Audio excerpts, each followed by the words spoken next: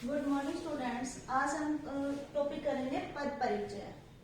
पद परिचय करने से पहले हमें पता होना चाहिए पद क्या होता है बेटा। पद भाषा की सबसे छोटी इकाई को जोड़कर शब्द और शब्द से पद बनता है। जैसे सबसे छोटी इकाई क्या होती है बेटा? सबसे छोटी इकाई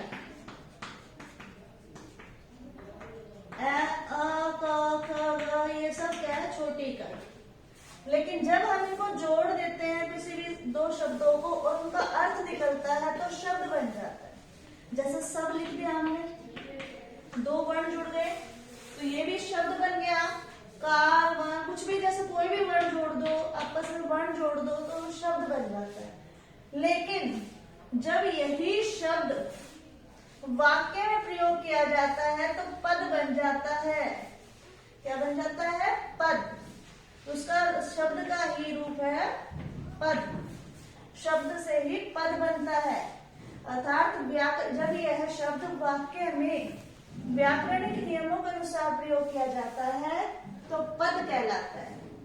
तो अगर हम शॉर्ट में कहें तो हमें शब्द का यहाँ पर परिचय देना है, अर्थात पद परिचय कहलाता है वो। क्लियर बेटा? अब पद परिचय करने के लिए हमें क्या, पद परिचय की डेफिनेशन क्या हुई? वाक्य में आए हुए प्रत्येक पद का व्याकरण के नियमों के अनुसार परिचय देना ही पद परिचय कहलाता है। यहाँ पर आप शब्द या समझने के लिए आप ये भी लिख सकते हो। क्लियर बेटा? वाक्य में जो भी शब्द आ गया उसको व्याकरण के अनुसार आप कैसे डिफाइन करोगे, वो पद परिचय कहलाता है। पद परिचय के लिए सबसे पहला टॉपिक हमें देखना है कि वो विकारी है या अविकारी। आपने पढ़े अभी टॉपिक कि विकारी है या अविकारी।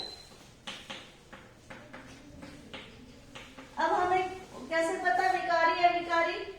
जो आपने पहले पढ़ा था वह टॉपिक वही है कि विकारी बदलाव वाला, अविकारी जिसमें कोई बदलाव ना हो, यह विकारी।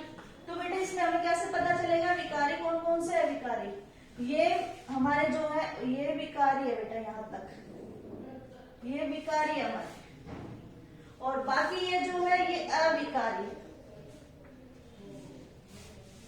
ये स्टार्टिंग के 4 है ये विकारी है और लास्ट के 4 है ये अविकारी शब्द है। क्लियर बेटा? अगर जहां पर आपको पता चल जाए संज्ञा है, हमें वर्ड को अंडरलाइन कर दिया और पता चल गया वो वर्ड कि हमारा संज्ञा है, तो संज्ञा है तो उसमें संज्ञा के 3 भेद होते हैं। संज्ञा के कितने भेद होते हैं? 3 भेद। तो पता करना है कि संज्ञा के कौन से भेद में से, अगर व्यक्तिवाचक संज्ञा है, जातिवाचक संज्ञा है या भाववाचक संज्ञा है। तो 3 भेद होते हैं संज्ञा के, मैं पहले पढ़ा चुकी हूँ आपको स्टार्टिंग में। तो संज्ञा के 3 भेद होते हैं, व्यक्तिवाचक संज्ञा, जातिवाचक संज्ञा और भाववाचक संज्ञा। कुछ अलग भेद भी होते हैं जो कि अंग्रेजी व्याकरण के अनुसार होते हैं, समूहवाचक और द्रव्यवाचक। उसको हम जातिवाचक के भेद के अनुसार भी डिफाइन कर सकते हैं हिंदी में। क्लियर बेटा? तो हमें पता चल जाता है कि जैसे कि राम लिख दिया है, एग्जाम्पल के लिए राम लिख दिया, वर्ड राम खेलता है। क्लियर बेटा? राम खेलता है, तो राम खेलता है को अगर हम करेंगे डिफाइन तो कैसे करेंगे बच्चे? राम खेलता है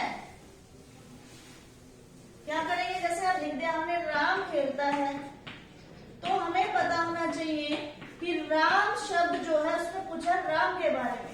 तो राम क्या है? हमारी संज्ञा है, संज्ञा है, लेकिन संज्ञा का कौन सा वर्ड है? व्यक्तिवाचक संज्ञा है, तो इसको हम लिखेंगे व्यक्तिवाचक संज्ञा। अगर हमें संज्ञा पता चल गई, भेद भी पता चल गया, नेक्स्ट पॉइंट क्या है उसका हमें पता करना, लिंग, कि वो पुरुष है या स्त्री है। पुरुष है तो हम लिख देंगे पुल्लिंग। राम क्या है? पुल्लिंग है, तो हम क्या लिख देंगे? नेक्स्ट पॉइंट हमारा पुल्लिंग।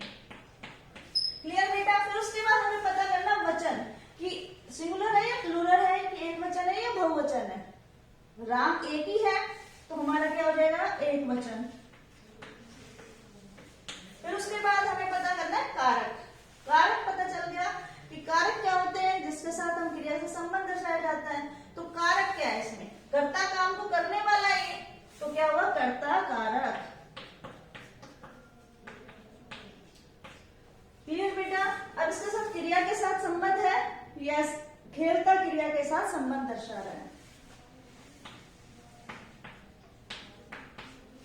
क्रिया के साथ संबंध है। तो ये हो गया इसका व्याकरणिक पद परिचय। तो अगर आपसे कोई भी वर्ड पूछा जाता है, राम का पूछा, क्योंकि हमने संज्ञा टॉपिक बताया था, तो संज्ञा के लिए हमें ऐसे देखना है कि उसमें कौन कौन से व्यक्तिवाचक संज्ञा है, पुल्लिंग है, एकवचन है, कर्ता कारक है, खेलता क्रिया के साथ संबंध दर्शाता है। तो ये हमारा उसका हो गया व्याकरणिक परिचय। तो समझ आ गया कि अगर संज्ञा पे पता चल जाता है कि वो संज्ञा है, तो संज्ञा के लिए हमें ये पॉइंट देखने हैं। ओके बेटा, नेक्स्ट हमें देखना है सर्वनाम। अगर वो संज्ञा नहीं है, हो सकता है सर्वनाम और संज्ञा नहीं है, तो जैसे मैं खेलता हूं, अगर मैंने राम के स्थान पर मैं लिख दिया, बाकी तो वही है, लेकिन ये संज्ञा नहीं बची। मैं क्या बन गया? सर्वनाम। अब सर्वनाम के कितने भेद होते हैं बेटा? 6। इसके कितने थे? सर्वनाम के हमारे 6 पार्ट होते हैं।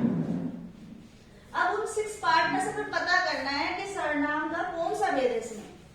सर्वनाम के 6 भेद होते हैं बेटा। पहला था हमारा पुरुषवाचक। ओके बेटा, पुरुषवाचक के भी हमारे 3 पार्ट थे। प्रश्नवाचक, निज, संबंध, निश्चय, अनिश्चय। ये हमारे 6 पार्ट थे बेटा। अब हमें इसमें से पता करना है कि कौन से पार्ट के अंदर आता है मैं। क्लियर?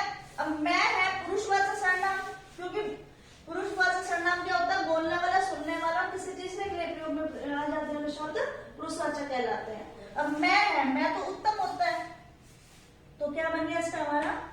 उत्तम पुरुषवाचक सर्वनाम।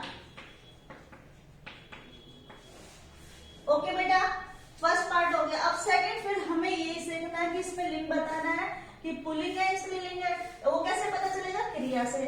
खेलता, खेलती होता तो गर्भ हो जाता, तो क्या होगा? ये पुल्लिंग।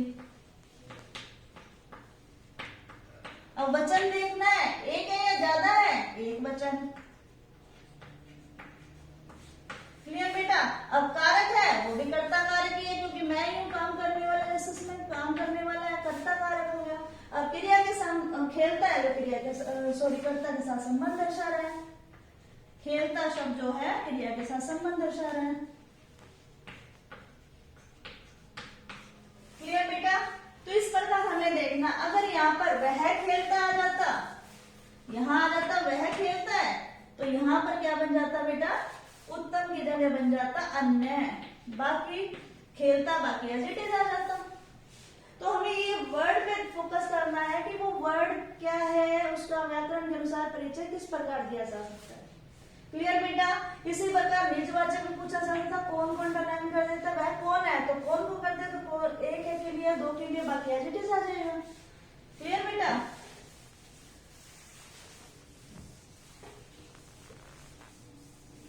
अब नेक्स्ट देखिए, हमारा आता है थर्ड, संज्ञा सर्वनाम भी नहीं है। तो अगर हमने देख लिया कि उसमें संज्ञा भी नहीं है, जिसको पूछा गया, सर्वनाम भी नहीं है, विशेषण को पूछ लिया, मान लो जैसे लिख दिया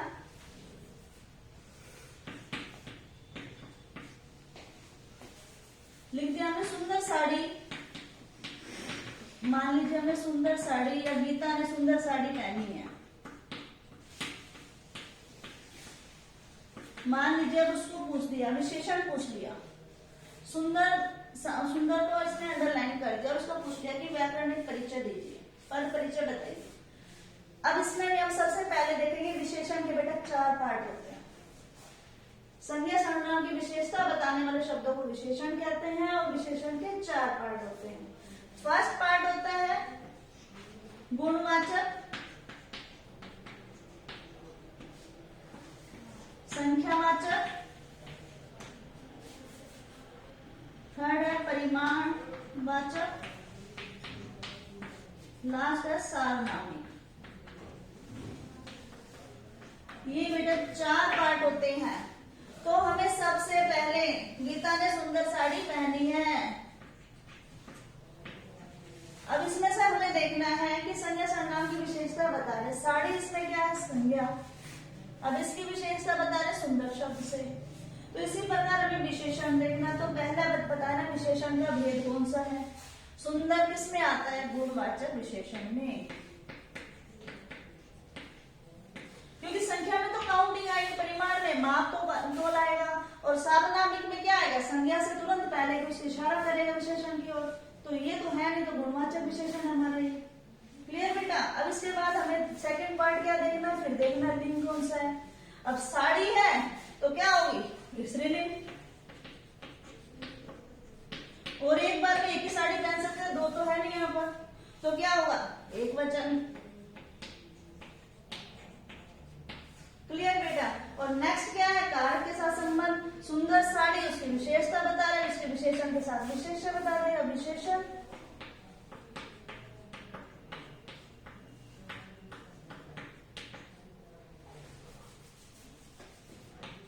साड़ी विशेषण का विशेष्य है, क्योंकि विशेषण भी बताना आपको। इस प्रकार आप इसका परिचय दे सकते हैं। तो ये हो गया हमारा विशेषण। क्लियर बेटा?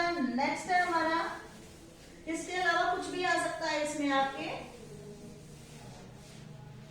अभी संख्या भी आ सकती है, 4 लड़के आ सकते हैं, उसके साथ तो सिर्फ वर्ड बदल देना कि यहाँ पर आ जाएगा परिमाण, संख्या, कुछ भी, बाकी एडिटिव रहेगा। नेक्स्ट आता है क्रिया। हमारा विकारी पार्ट का लास्ट आता है क्रिया। क्रिया के मुख्यतः में 2 पार्ट में बांटे थे, रचना के आधार पर और कर्म के आधार पर। रचना और कर्म के आधार पर। कर्म के आधार पर 2 बताए थे, अकर्मक और सकर्मक। और यहाँ पर कितने थे? नाम धातु, प्रेरणार्थक, पूर्वकालिक, सामान्य, संयुक्त। क्लियर बेटा? ये आपको मेन याद रखने वाली पार्ट है, बाकी इन्हीं के पार्ट होते हैं बाकी। ओके, तो देखिए अब क्रिया के 2 पार्ट है, अकर्मक और सकर्मक। फिर इसके बाद अगर हम देखें तो सकर्मक के भी 2 पार्ट हैं, एकर्मक और द्विकर्मक। क्लियर? अब देखो हमें क्या करना है, क्रिया देखनी है पहले। मोहन, हम इसी में से एक ही वर्ड लेके चल सकते हैं बार बार, कोई दिक्कत नहीं, हमें तो अलग अलग परिचय देना। खेलता है, अब यहाँ क्रिया क्या? खेलना। यहाँ पर अंडरलाइन कर दिया खेलता, तो उसका पद परिचय बताना। पहला हमें पार्ट देखना है, क्रिया कौन सी है। यहाँ पर हम कर्म के आधार पर देखें, अकर्मक क्रिया है, क्योंकि क्या खेलता है पता ही नहीं हमें क्या खेलता है। अकर्मक क्रिया हो गई। काल बताया, क्रिया के साथ हमें काल भी बताना है। खेलता है, ता देती है, काल मतलब काल के कितने पार्ट बताए थे हमें? काल कितने होते हैं? 3। वर्तमान काल, भूतकाल और भविष्य काल। फिर उसके भी पार्ट किए थे, भूतकाल के 6 बताए थे, भविष्य के 3 बताए थे, वर्तमान के भी 3 बताए थे। तो उसके बाद हमें अकर्मक क्रिया पता चल गई, काल बताना है। वर्तमान काल का कौन सा पार्ट है इसमें? सामान्य वर्तमान काल।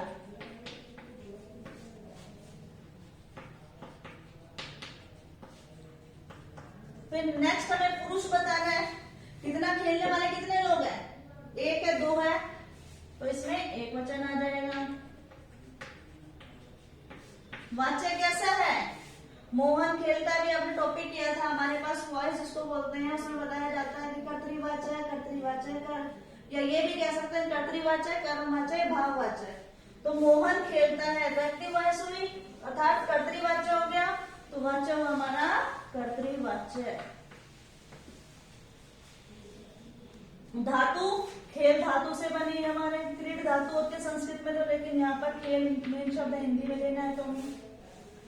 क्लियर बेटा? कर्ता और कर्म के साथ संकेत करता है, सिर्फ यहाँ पर कर्ता की, और कर्म तो है ही नहीं, कर्ता की और संकेत हो रहे हैं क्योंकि अकर्मक क्रिया थी।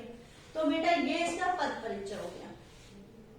तो हमें देखने हैं, ये थे हमारे विकारी शब्द जिसका हमने पद परिचय आपको बताया।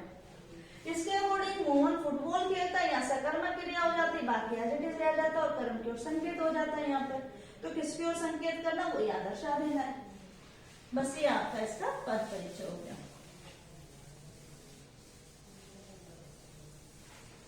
अब आता है बेटा अविकारी शब्द। अविकारी शब्द के पार्ट होते हैं 5, लेकिन निपात भी होता है, निपात भी अगर करना चाहो वो भी कर दीजिएगा।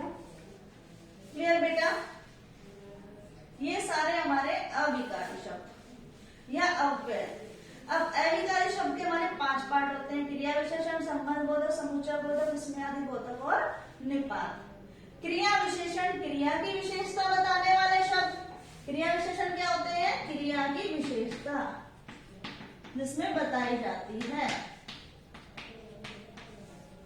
क्रिया की विशेषता बताने वाले शब्दों को क्या कहते हैं? क्रिया विशेषण। तो क्रिया विशेषण के हमारे 4 पार्ट होते हैं बेटा। पहला रीति, स्थान, काल और परिमाण। ये इसके 4 पार्ट होते हैं। अगर हमें पता चल जाए कि क्रिया विशेषण है तो क्रिया विशेषण का भी पार्ट तो पता होना चाहिए हमें।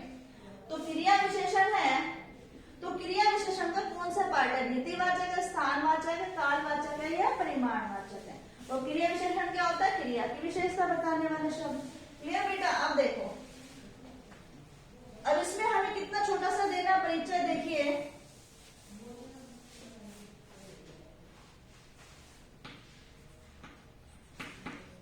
घोड़ा धीरे धीरे चलता है। अब है घोड़ा धीरे धीरे। अब देखो ये तो हुई हमारी क्रिया, क्लियर, और ये है हमारा क्रिया विशेषण, क्रिया की विशेषता बताने वाला शब्द। क्योंकि अगर हमने क्वेश्चन किया कि घोड़ा कैसे चलता है, कर्ता का सीधा हमें क्रिया से संबंध बताना है और क्वेश्चन पूछना है कैसे से। अगर उसका जवाब मिल जाता है तो वो बन जाएगा रीतिवाचक क्रिया विशेषण। क्या बन जाएगा? रीतिवाचक क्रिया विशेषण। रीतिवाचक में वो होता है जैसे काम करने का ढंग, तरीका और रीति। तो घोड़ा कैसे चलता है? धीरे धीरे चलता है। तो बन गया हमारा पाठ धीरे धीरे का पद परिचय, रीतिवाचक क्रिया विशेषण।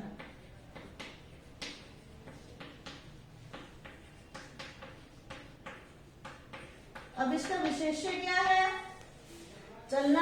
विशेषण तो जिसके चलाते हैं, चलना क्रिया की विशेषता बता रहा है, तो चलना की विशेषता है यहाँ पर। क्लियर बेटा? ये हमारा क्रिया की विशेषता है और इसमें हमें को कुछ बताना ही नहीं होता, सिर्फ इतना सही बताना होता है। अब इसके साथ आप इसके साथ एक वर्ड और सोच सकते हो, अव्यय के, क्योंकि अव्यय की तो पार्ट है सारे। ओके बेटा? चलना की विशेषता बता रहे हैं, तो ये आपका इसका पद परिचय होगा।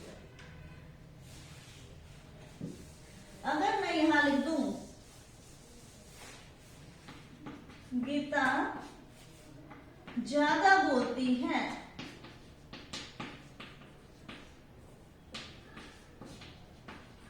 अब यहाँ पे क्वेश्चन कैसे तो आंसर मिल नहीं रहा ना। गीता कैसे बोलती है? ज्यादा थोड़ी। गीता कितना बोलती है?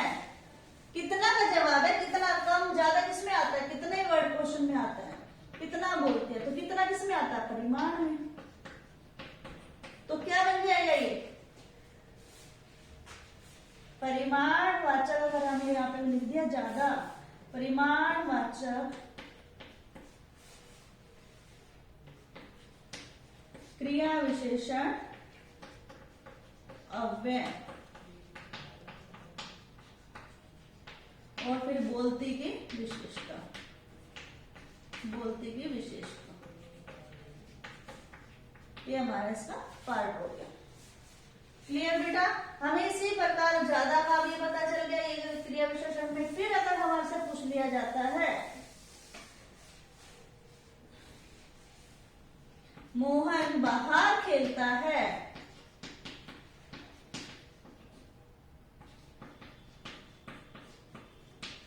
अब यहाँ पर क्वेश्चन पूछने पर क्रिया से हम क्वेश्चन कर रहे हैं डायरेक्ट, तो क्या मिल रहा है? मोहन कहाँ खेलता है। कहाँ का जवाब होता है स्थान में, स्थानवाचक क्रिया विशेषण। तो यहाँ पर क्या बन जाएगी हमारी स्थानवाचक क्रिया विशेषण। बाकी अव्यय तो एज इट इज लगाना ही हमें, और इसी खेलता की विशेषता है। बस इसी प्रकार कुछ भी पूछे तो आपको क्वेश्चन पुट करना है कि कब, अगर यहाँ यहाँ पर क्वेश्चन मोहन सुबह पढ़ता है, तो सुबह तो जवाब मिल गया कब का, तो क्या मिल गया कालवाचक बन जाएगा, यहाँ पर काल आ जाएगा बस, बाकी एज इट इज रहना है। क्रिया विशेषण में इतना ही बताना होता है बेटा। ओके, नेक्स्ट आता है संबंध बोधक, जो भी हमने अभी टॉपिक किया था इससे पहले। संबंध बोधक अव्यय वो वही है, ये सेम उसी के ही पार्ट है, पूरी ग्रामर आती है बेटा इसमें। अब संबंध बोधक, दो संज्ञा सर्वनाम शब्दों का संबंध बताने वाले शब्द संबंध बोधक कहलाते हैं। अब जैसे क्रिया विशेषण और संबंध बोधक अव्यय में क्या अंतर होता है बेटा, यहाँ पर क्रिया की विशेषता बताते हैं, क्रिया के साथ विशेषण लगता है, लेकिन यहाँ पर क्या होता है, दो संज्ञा सर्वनामों में संबंध बताया जाता है। जैसे पेड़ के ऊपर बंदर बैठा है, अब के ऊपर, लेकिन इसने कहा है कि बंदर, अब यहाँ पे जो संबंध है बंदर और पेड़ का संबंध बताया है कि पेड़ पर बंदर बैठा, तो ठीक है बेटा इसका बताया ना कि यहाँ क्रिया का बताया, क्योंकि दोनों क्या आ गई हमारे संज्ञा, यहाँ पर सर्वनाम भी आ सकता है संज्ञा भी आ सकती है। तो के ऊपर एक और पहचान है कि हमारे साथ कई बार क्या होता है, इसके साथ हमारा कुछ ना कुछ वर्ड मिलता है, क्रिया विशेषण के साथ ये वर्ड नहीं मिलते हैं, के साथ, के अतिरिक्त, के अलावा, के ऊपर, के नीचे, इस प्रकार से वर्ड मिलेंगे। तो यहाँ पर हमारा संबंध बोधक है। संबंध बोधक में के भी पार्ट होते हैं बेटा, जो आपने पढ़े थे हमारे टॉपिक में, सारे वही हैं एज इट इज। आप संबंध बोधक अव्यय खोलोगे तो उसके पार्ट देखोगे, वो सारे पार्ट है। क्लियर बेटा? तुलना भी आएगी इसमें, किसी के साथ हमारा संबंध भी बताया जाएगा, किसी के साथ हमारे क्या क्या कहते हैं उसको, अलग अलग पार्ट। जैसे देखिए तुलना, समानता, व्यतिरेक भी होता है, जो कि आपके पुस्तक सिलेबस में 10th में है। तो आप देखो इसमें इसी प्रकार से सारे टॉपिक करोगे इसके, उसमें से जो भी पार्ट है उसका पार्ट लिखना और सिर्फ संबंधित शब्द लिखना, सिर्फ इतना सा ही दे देना। इसी प्रकार नेक्स्ट आता है समुच्चय बोधक। नेक्स्ट क्या आता है हमारा समुच्चय बोधक, जो कि हमने इसी में अव्यय का ही पार्ट पढ़ा था, उसको बोलते हैं कंजंक्शन, जो इंग्लिश में बोला जाता है। इसके दो पार्ट होते हैं, समानाधिकरण और व्याधिकरण। इसके भी चार चार पार्ट होते हैं, इसके भी चार होते हैं, इसके भी चार होते हैं। अगर आप इनमें कंफ्यूज हो जाते हो कि इन चार पार्टों का नाम नहीं जानते एग्जाम टाइम में, या इसी में भी संबंध बोधक अव्यय, सिर्फ आपको इतना पता है कि संबंध बोधक तो है लेकिन उसका पार्ट नहीं पता, तो गलत पार्ट लिखने से अच्छा है कि आप संबंध बोधक अव्यय लिख दो डायरेक्ट, वो मत लिखो गलत के बारे में जिसमें कंफ्यूजन है। इसी प्रकार समुच्चय बोधक है कि समानाधिकरण है, आपको पता है या नहीं पता, तो क्या करोगे समुच्चय बोधक अव्यय लिख देना डायरेक्ट, हाफ मार्क्स तो मिल जाएगा। लेकिन अगर आपने ये लिख दिया कि गलत अगर है समानाधिकरण, आपने लिख दिया व्याधिकरण, तो क्या होगा बेटा, पूरा ही गलत कर देगा, क्योंकि आपको लगेगा कि एग्जामिनर को आपको पता ही नहीं है। समानाधिकरण चार प्रकार के होते हैं, व्याधिकरण भी चार प्रकार के होते हैं। क्लियर? उस चार में से हमें देखना है कि फिर वो उसका पार्ट कौन सा है, कि कारण है, परिणाम है, तुलना है, कि या फिर उसको चलने का तरीका बता रखा है उसमें, या हमारा देखो काल, परिमाण, कारण, परिणाम, ठीक है, उद्देश्य,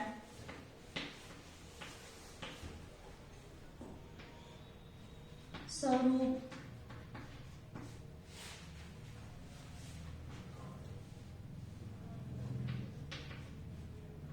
संयोजक, विकल्प। इसी प्रकार से इस प्रकार से 8 होते हैं, 6 हो गई है। इसमें से आपको देखना है कि कौन सा पार्ट है, कारण है, परिणाम है, समुच्चय है, या स्वरूप है, या उद्देश्य है, विकल्प है। इसी प्रकार से आपको पार्ट देखने हैं, इसमें से कौन सा है। एग्जाम्पल देखिए, जैसे एग्जाम्पल से आपको क्लियर हो जाएगा।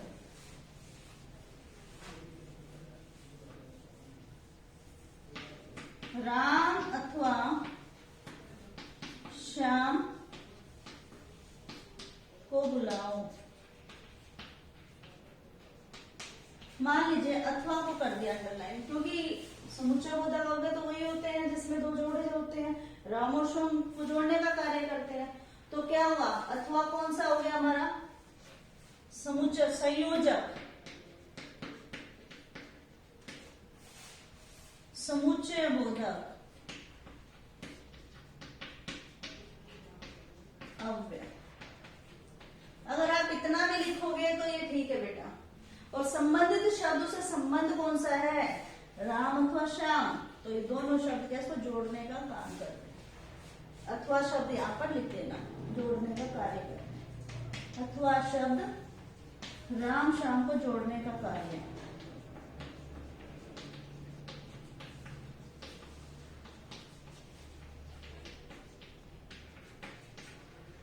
ये आपका इसका पद परिचय बेटा। क्लियर। अब आता है विकल्प सूचक संयोजक, इसके बाद आता है एक नया आता है विकल्प। जो मैंने 6 पार्ट बताया उसके बाद एक विकल्प भी था, उसमें जो रह गया था विकल्प सूचक। विकल्प में हमें बताना है, चॉइस करनी है। बहुत से ऑप्शन होते हैं, उसमें से एक चूज करना है, या वाले।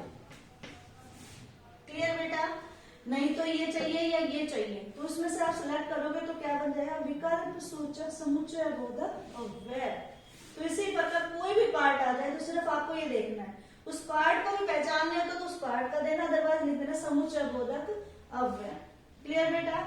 नेक्स्ट इसी प्रकार आता है विस्मयादि बोधक। विस्मयादि बोधक मन के भावों को व्यक्त करने का साधन होता है, अर्थात हमें हमारे मन के भाव की घृणा है, नफरत है, प्यार है किसी से, किसी को संबोधित करना है, किसी से हैरानी हो रही है तो किसी को पुकारना है, किसी प्रकार का कौन सा है कि हम किसी से डर गए हैं या कोई किसी से गर्मी के लिए हमें महसूस हो रहा है, तो वो सब है। जैसे हे, अरे,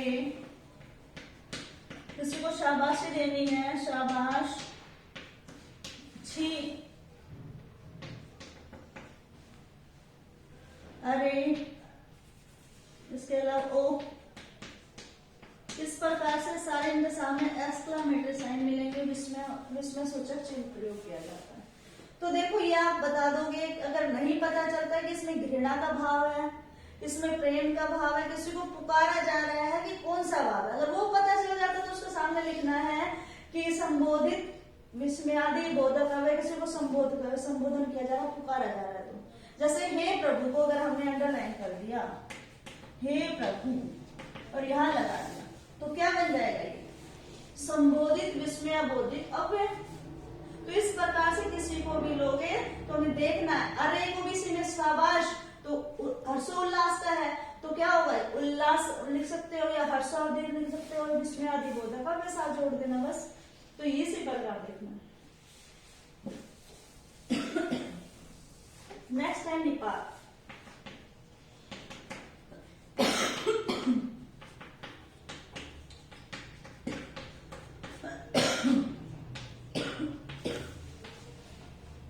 बेटा लास्ट पार्ट है इसका निपात। निपात मतलब वाक्य में किसी शब्द विशेष पर जोर देके जो बोला, हाथ देके वर्ड बोला जाता है उसको निपात बोला जाता है।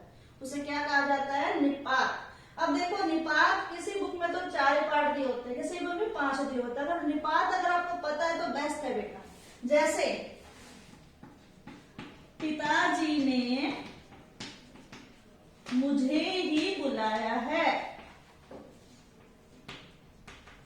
अब बेटा देखिए, अब ही वर्ड को उसने अंडरलाइन कर दिया, तो आपको बताना है इसका परिचय। तो क्या होगा हमारा कि उस पर जोड़ दिया कि बाकियों मुझे ही, मतलब किसी को नहीं बुलाया, सिर्फ मुझे ही बुलाया। अगर यहाँ पर कर देते भी तो मतलब औरों के साथ मुझे भी बुलाया है। तो देखो एक वर्ड चेंज होने से पूरे सेंटेंस की जो तो वो चेंज हो गई है बिल्कुल।